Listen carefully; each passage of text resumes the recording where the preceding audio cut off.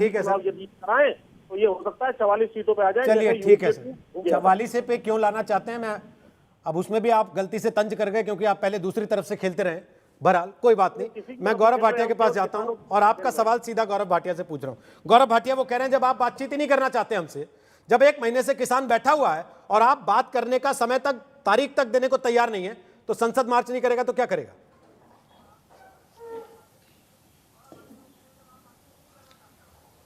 देखिए रोहित जी, श्री नरेंद्र मोदी जी ने बिल्कुल स्पष्ट कहा है कि भारत के किसान हमारी रीढ़ की हड्डी है, हम उनका सम्मान करते हैं।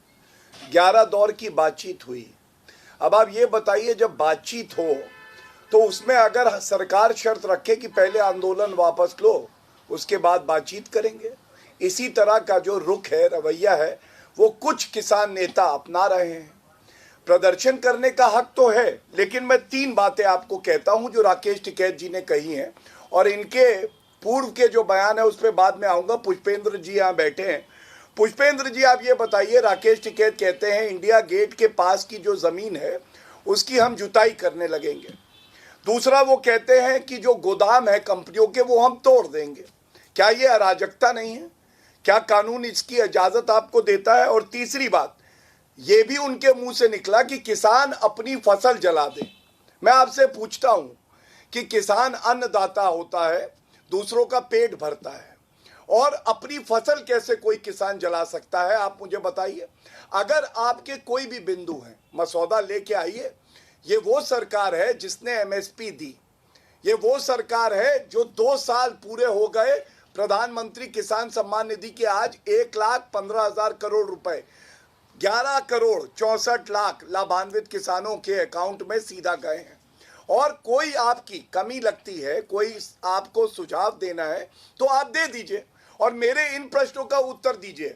आप लोग केंद्र सरकार की बात करते हैं और मैंने बताया बड़े कई हमने कार्य किए हैं किसानों के हित में। ये राकेश टिकैत जी का बयान है मेरे हाथ में। जब ऑर्डिनेंस आया था इन 3 कानूनों पे, मालूम है क्या कहा था राकेश टिकैत जी ने? उन्होंने कहा था किसानों की वर्षों पुरानी मांग पूरी हुई। और राकेश टिकैत जी से कहिएगा, आप मिलेंगे जरूर, हमारे भी साथी हैं, मित्र हैं।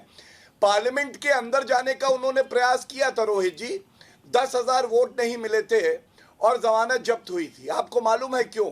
क्योंकि कहीं ना कहीं किसान जो है वो देश के प्रधानमंत्री जी के साथ खड़े हैं और भारतीय जनता पार्टी के साथ खड़े हैं। लेकिन गौरव और एक बात मैं और आपको कहना चाहता हूं गौरव जी, कि आपने, गौरव जी, हाँ जी, आपने जो कटिंग दिखाई अखबार की, कई बार लोग देख चुके।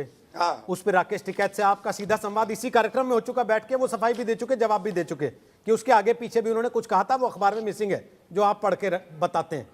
सवाल यह है कि अगर किसान आंदोलन आज 3 महीने बाद भी जस का तस है तो उसको खत्म कराने की जिम्मेदारी किसकी है?